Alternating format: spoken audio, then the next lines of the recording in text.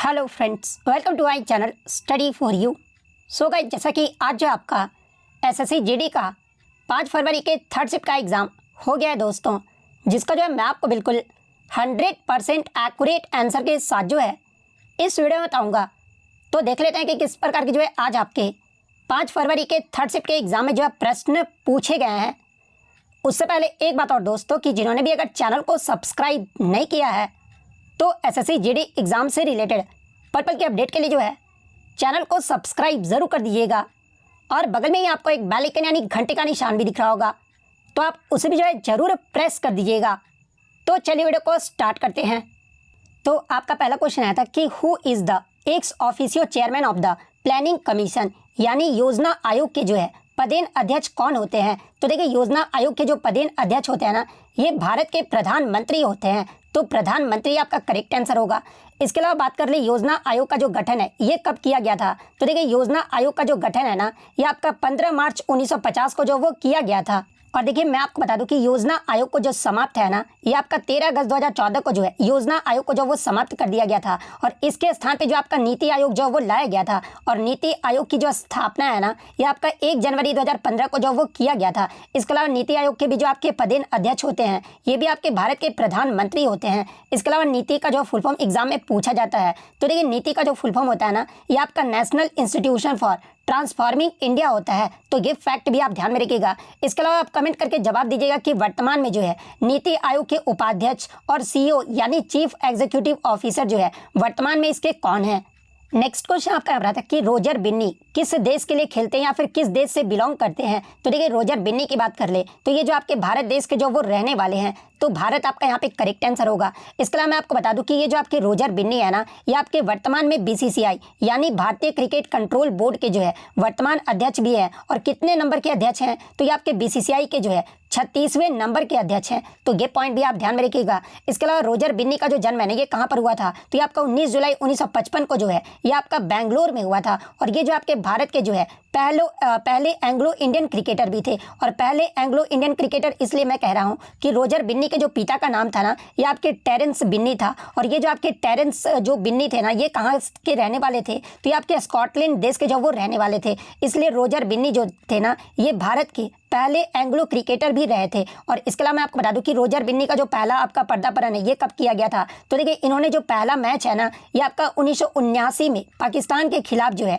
Test cricket में जो ये पर्दापरण जो वो किए थे। इसके अलावा मैं आपको बता दूं कि 1983 का जो क्रिकेट विश्व कप हुआ था ना, इसमें रोजर बिन्नी ने जो है इस पूरे टूर्नामेंट में यानी इस पूरे विश्व कप में जो है भारत की तरफ से वो सबसे ज़्यादा विकेट लेने वाले जो है ये गेंदबाज भी जो वो रहे थे।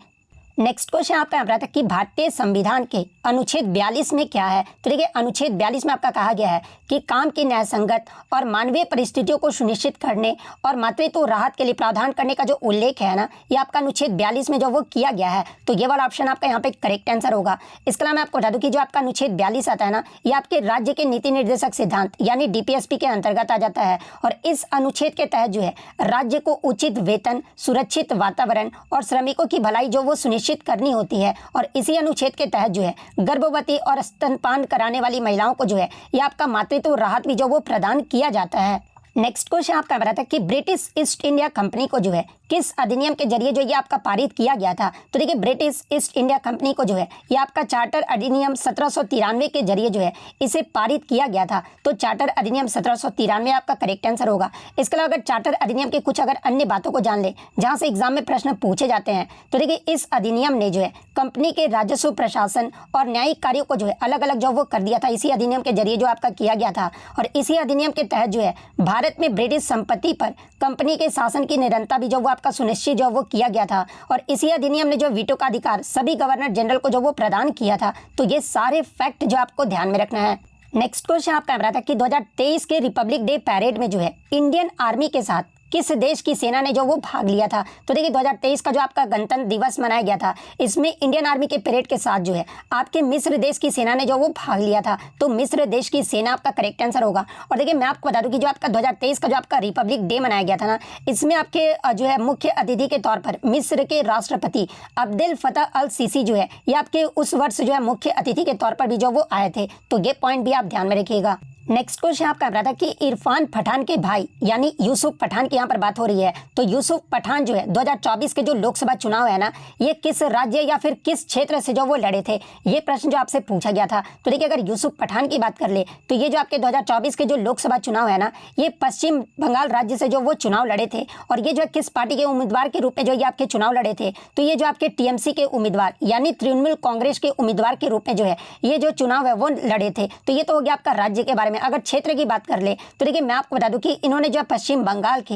मुर्शिदाबाद जिले के जो है बहरामपुर लोकसभा क्षेत्र से जो है चुनाव मैदान में उतरकर यूसुफ पठान जो यहाँ पर जीते थे। और इन्होंने जो किसको हराया था, तो देखिए यूसुफ पठान ने जो है ना कांग्रेस के अधीर रंजन चौधरी को जो वो हरा दिया था। तो ये पॉइंट भी आप ध्यान में रखिएगा। तो अगर राज्य पूछा गया होगा तो फिर आपका पश्चिम बंगाल करेक्ट आंसर होगा। जिला पूछा गया होगा तो मुर्शिदाबाद जिला आपका करेक्ट आंसर होगा। अगर आपसे लोकसभा क्षेत्र पूछा गया होगा तो बहरामपुर लोकसभा क्षेत्र फिर आपका करेक्ट आंसर होगा। तो इनमें से जो भी पूछा गया होगा मैंने आपको यहाँ पर जो वो बता दिया है। नेक्स्ट क्वेश्चन आपका रहा था कि 2022 में जो आपका आईसीसी ब्लाइंड क्रिकेट विश्व कप हुआ था ना, इसका जो फाइनल मैच है ये किस स्टेडियम में खेला गया था। अब देख सकते हैं कि क्वेश्चन का जो स्तर है ये कितना हार्ड पूछा गया है। अब आपका देखिए 2022 का जो आपका करंट अफेयर्स पूछ दिया गया है, वो भी फाइनल मैच का जो फाइनल जो मैच है ये किस स्टेडियम में खेला गया था, वो भी ब्लाइंड क्रिकेट का। तो देखिए मैं आपको बता दूं कि 2022 में जो आपका आईसीसी ब्लाइंड क्रिकेट विश्व कप हुआ था, इसका जो फाइनल मैच है ना ये आपका बेंगलुरु के एम चिन्नास्वामी स्टेडियम में जो वो खेला गया था। तो एम चिन्नास्वामी स्टेडियम आपका करेक्ट आंसर होगा। अब देखना आगे की शिफ्ट में यहाँ से जरूर प्रश्न पूछा जाएगा कि जो आपका 2022 का जो ब्लाइंड क्रिकेट विश्व कप हुआ था, इसका जो फाइनल मैच है ये किनके मध्य खेला गया था। तो देखिए इनका जो फाइनल मैच है ना ये आपका बांग्लादेश और भारत के मध्य जो वो खेला गया था, जिसमें भारत ने जो है बांग्लादेश को 120 रनों से हराकर जो है इसका जो खिताब है ना वो जीत लिया था। इसके अलावा मैं आपको बता दूं कि भारत के द्वारा जो है इसी जीत के साथ ये तीसरा खिताब भी जो है भारत ने जीता था। इससे पहले भारत ने 2012, 2017 संस्करण भी जो वो जीत चुके हैं। इसके अलावा मैं आपको बता दूं कि आपके तीनों ही जो आपके T20 जो आपके ब्लाइंड क्रिकेट विश्व कप है ना, ये आपके भारत में जो वो आयोजित किए गए हैं। तो ये पॉइंट भी आप ध्यान में रखिएगा। नेक्स्ट क्वेश्चन आपका रहा था कि ऋग्वेद में गंगा नदी का उल्लेख जो है ये कितनी बार हुआ है। तो ये क्वेश्चन तो बिल्कुल भी टफ नहीं, ये आपका प्रीवियस ईयर में भी ये प्रश्न आपसे पूछा गया था। तो देखिए ऋग्वेद में गंगा नदी का जो उल्लेख है ना, ये आपका एक बार ही जो इसका वर्णन जो वो किया गया है। तो एक बार आपका यहाँ पे करेक्ट आंसर होगा। इसके अलावा मैं आपको बता दूं कि ऋग्वेद में जो आपके सबसे ज्यादा जो नदियों का उल्लेख किया गया है ना, वो आपका सिंधु नदी का जो वो सबसे ज्यादा उल्लेख जो वो किया गया है। वहीं ऋग्वेद में जो है आपका सबसे पवित्र नदी जो माना गया ना, ये सरस्वती नदी को जो है ये आपका सबसे पवित्र नदी जो वो माना गया है। इसके अलावा अगर अन्य नदियों की बात कर ले तो देखिए यमुना नदी का जो उल्लेख है ना ऋग्वेद में, ये आपका 3 बार किया गया है। कृष्णा नदी का उल्लेख जो एक भी बार आपका जो वो नहीं किया गया है। तो ये पॉइंट भी आप ध्यान में रखिएगा। इसके अलावा ऋग्वेद में सबसे प्रमुख नदी जो है ना ये सरस्वती नदी को माना गया है। इसके अलावा ऋग्वेद में सरस्वती नदी जो है ये आपका पूर्व में है, यमुना और पश्चिम में सतलज नदी के बीच जो है ये आपका बताया गया है। नेक्स्ट क्वेश्चन आपका यहाँ पर आता है कि लौह इस्पात उद्योग का जो राष्ट्रीयकरण है ना, ये किसके कार्यकाल में किया गया था या फिर कौन सी पंचवर्षीय योजना के अंतर्गत जो है इसका राष्ट्रीयकरण जो वो हुआ था। तो देखिए लौह इस्पात उद्योग का जो राष्ट्रीयकरण है ना, उस समय जो भारत की प्रधानमंत्री थी वो इंदिरा गांधी थी। और ये जो आपका किस योजना के अंतर्गत हुआ था, तो ये आपका तीसरी पंचवर्षीय योजना के अंतर्गत हुआ था। और तीसरी पंचवर्षीय योजना की जो अवधि है ये कब से कब तक रहा था, तो ये आपका 1961 से 1966 तक रहा था। वहीं अगर बात कर ले पर्टिकुलर अगर बात कर ले तो देखिए या तो फिर आपका प्रधानमंत्री पूछा गया यानी किसके कार्यकाल में किया गया था, तो इंदिरा गांधी आपका करेक्ट आंसर होगा। अगर पंचवर्षीय योजना का पूछा गया होगा तो तीसरी पंचवर्षीय योजना फिर आपका करेक्ट आंसर होगा। नेक्स्ट आपका यहाँ पर आता है कि पुंग चोलम किस राज्य का फोक डांस यानी लोक नृत्य है। तो देखिए अगर पुंग चोलम की बात कर ले तो ये जो आपका मणिपुर राज्य का जो है एक लोक नृत्य है। तो मणिपुर आपका यहाँ पे करेक्ट आंसर होगा। इसके अलावा मैं आपको बता दूं कि पुंग चोलम का शाब्दिक अर्थ भी एग्जाम में पूछा जाता है। तो देखिए इसका जो शाब्दिक अर्थ होता है ना, ये ड्रमों की गरजना होता है। और यहाँ से एक प्रश्न और आपसे पूछा जाता है कि जो आपका ये मणिपुरी शास्त्रीय नृत्य है ना, इसे किसका आत्मा जो वो कहा गया है, तो ये आपका पुंग चोलम की आत्मा ही जो वो कहा गया है। तो ये पॉइंट भी आप ध्यान में रखिएगा। और देखिए इस शैली में नर्तक जो है एक ही समय में नृत्य करते हुए पुंग यानी हाथ से पीटे जाने वाले ड्रम को जो है एक रूप के तौर पर जो वो बजाते हैं। तो ये पॉइंट भी आप ध्यान में रखिएगा। नेक्स्ट क्वेश्चन आपका रहा था कि पेशवा बाजीराव द्वितीय ने जो है अंग्रेजों के साथ बेसिन की संधि पर जो हस्ताक्षर है ना, ये कब किए थे। तो देखिए अगर बेसिन की संधि की बात करें तो पेशवा बाजीराव द्वितीय ने जो है अंग्रेजों के साथ 31 दिसंबर 1802 को जो है बेसिन की संधि पर जो वो हस्ताक्षर किए थे। तो 31 दिसंबर 1802 आपका करेक्ट आंसर होगा। और देखिए इसी संधि के जरिए जो है बाजीराव द्वितीय ने अंग्रेजों को मराठा क्षेत्र भी जो वो दे दिए थे। इसके अलावा बेसिन की संधि की प्रमुख बातों को अगर जान ले, शर्तों के जान ले, तो देखिए पेशवा ने जो है अंग्रेजों को 6000 सैनिक की जो है टुकड़ी पूना में रखने की अनुमति भी जो वो प्रदान किया गया था इसी संधि के जरिए। और पेशवा ने गुजरात, ताप्ती, नर्मदा और तुंगभद्रा नदी के आसपास के क्षेत्रों का राजस्व भी जो है ये अंग्रेजों को जो वो दे दिया गया था। तो ये फैक्ट भी आप ध्यान में रखिएगा। नेक्स्ट क्वेश्चन आपका पता था कि लालचंद शर्मा किस शैली से संबंधित है। तो देखिए अगर लालचंद शर्मा की बात कर ले तो ये जो आपके हिंदी के प्रसिद्ध कवि और लेखक थे, जो कि आपके विशेष रूप से हास्य व्यंग्य शैली से जो ये आपके संबंधित है। तो हास्य व्यंग्य शैली आपका करेक्ट आंसर होगा।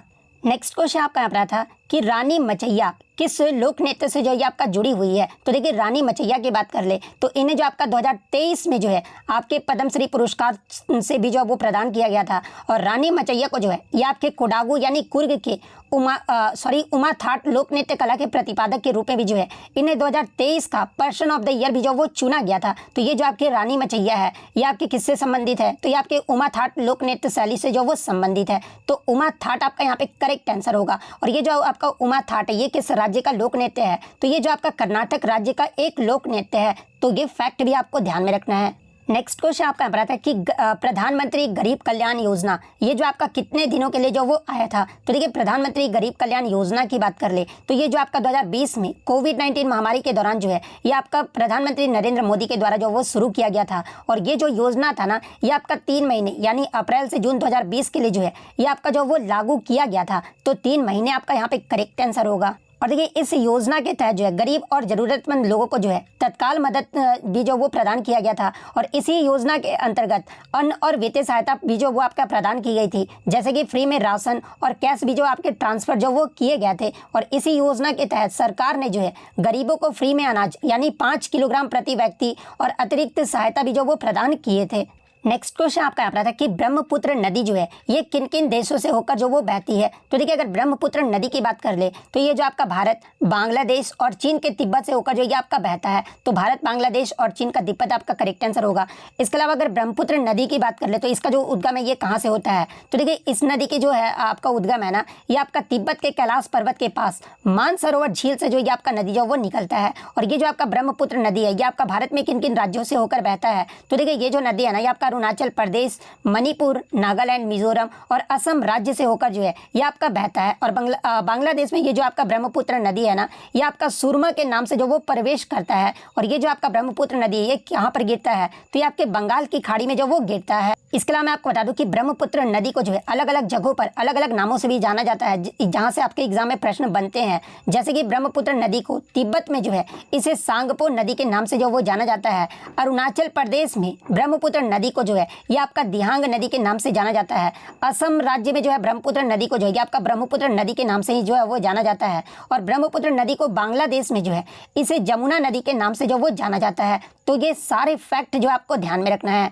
वहीं अगर मैं अभी हिंदी की बात कर लूँ तो हिंदी में जो आपका नदी का प्रवाचित शब्द पूछा गया था। तो देखिए नदी का जो प्रवाचित शब्द होता है ना ये आपका सरिता, आपगा, तरंगिनी, तटिनी, इसके अलावा निर्झरिणी, निम्न कुलंकसा, दरिया, वाहिनी और सैवालिनी, ये सभी जो होते हैं ना ये आपके नदी के प्रवाचित शब्द होते हैं। तो इनमें से आपका जो भी ऑप्शन में दिया गया होगा वो आपका यहाँ पे करेक्ट आंसर होगा। नेक्स्ट आपका पारलौकिक का जो विलोम शब्द पूछा गया था। तो देखिए पारलौकिक का जो विलोम शब्द होता है ना ये आपका लौकिक होता है। तो लौकिक आपका यहाँ पे करेक्ट आंसर होगा।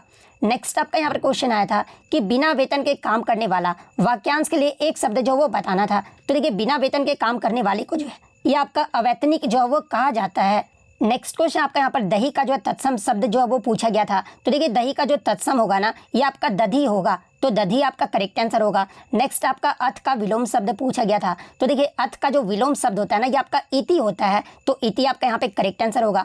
इसके अलावा मैं आपको बता दूं कि हस्त शब्द का विलोम शब्द अगर पूछा जाए तो देखिए हस्त शब्द का जो विलोम शब्द होता है ना ये आपका वामहस्त होता है। इसके अलावा मैं आपको बता दूं कि राम जी पर जो है आपके 5 जो है आपके गद्यांश से प्रश्न भी जो वो पूछे गए थे। एक क्वेश्चन जो है और आपका वाक्यांश के लिए एक शब्द पूछा गया था जिसमें पूछा गया था कि जो संविधान के प्रतिकूल हो उसे क्या कहा जाता है। तो देखिए जो संविधान के प्रतिकूल हो उस वैसे शब्द को जो है असंवैधानिक जो वो कहा जाता है। तो असंवैधानिक आपका करेक्ट आंसर होगा। इसके अलावा अगर आगे के शिफ्ट में अगर आपसे पूछा जाए कि जिसे भले बुरे का ज्ञान ना हो उसे क्या कहा जाता है, तो देखिए जिसे भले बुरे का ज्ञान ना हो ना उसे अविवेकी जो वो कहा जाता है, और जिसके समान कोई दूसरा ना हो उसे जो आपका अद्वितीय जो वो कहा जाता है, और जिससे वाणी व्यक्त न कर सके उसे क्या कहा जाता है, तो ये आपका अनिर्वचनीय जो वो कहा जाता है। तो ये सारे फैक्ट जो आपको ध्यान में रखना है। अब कुछ क्वेश्चन जो है मैथ्स के मैं बता देता हूँ। तो देखिए मैथ्स में आपका एक क्वेश्चन था कि difference between SI and CI third year. तो इसमें आपका जो डिफरेंस आया था ना, बच्चे ने बताया कि डिफरेंस वाला तो नहीं आया था। डिफरेंस कितना था पहले वाले में एसआई सीआई 3 ईयर में आपका 288 जो ये आपका डिफरेंस जो वो दिया गया था। तो इसमें जो आपका थर्ड ईयर का जो वो पूछा गया था, और शायद बच्चे ने बताया कि थर्ड ईयर में जो इनका आपका 288 जो वो निकल कर आ रहा था। तो आप ये क्वेश्चन इस प्रकार से जो वो देख लीजिएगा। इसके अलावा मैं आपको बता दूं कि एसआई एंड सीआई के जो है 2 ईयर से आपके 40 और 65 जो वो दिए गए थे, और इसमें जो आपका प्रिंसिपल जो वो पूछा गया था। इसके अलावा x and x plus 100 and third proportion आपका 405 दिया गया था, जिसमें एक्स को जो आपको जो वो फाइंड करना था। इसके बाद एक और क्वेश्चन आपका मिला था कि स्पीड जो आपका 3/4 दिया गया था, और टाइम जो आपका 33 सेकंड जो वो दे दिया गया था, और आपको जो है फाइंड ओरिजिनल टाइम, यानी जो आपका ओरिजिनल टाइम है ना इसे जो वो आपको फाइंड करना था। इसके अलावा एक आपका एसआई का जो है 5400 और 9400 अमाउंट दे दिया गया था। सेम टाइम भी जो आपका दे दिया गया था, और डिफरेंस जो आपका 840 जो वो दे दिया गया था। और इसमें आपको जो फाइंड रेट परसेंट जो वो पूछा गया था, यानी रेट परसेंट जो है इसमें जो वो पूछा गया था। तो इतने क्वेश्चन जो है आज मुझे बच्चों के द्वारा मिले हैं, जो कि आपके 100% रियल और ऑथेंटिक हैं। तो अगर वीडियो अच्छी लगी हो तो वीडियो को जो है लाइक जरूर कर दीजिएगा, और इसी तरह किसी भी एग्जाम का रियल एनालिसिस पाने के लिए जो है चैनल को सब्सक्राइब जरूर कर दीजिएगा। तो मिलते हैं नेक्स्ट वीडियो में, तब तक thank you, all the best.